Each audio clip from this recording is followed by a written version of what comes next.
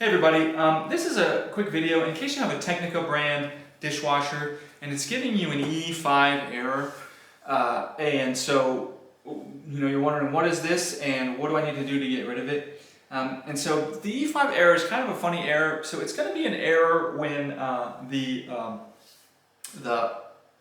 control board can't control properly the dishwasher. And this might happen, for example, if you have a power outage. It comes back on and it's kind of confused. It doesn't really know. It can't shut it off.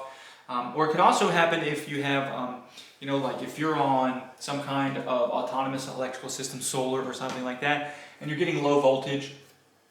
You might also be getting it if you are, this is on a shared breaker, a shared circuit, the dishwasher, and something else is sucking too much electricity off. And so there's electricity getting to the dishwasher, but not enough for it to function properly.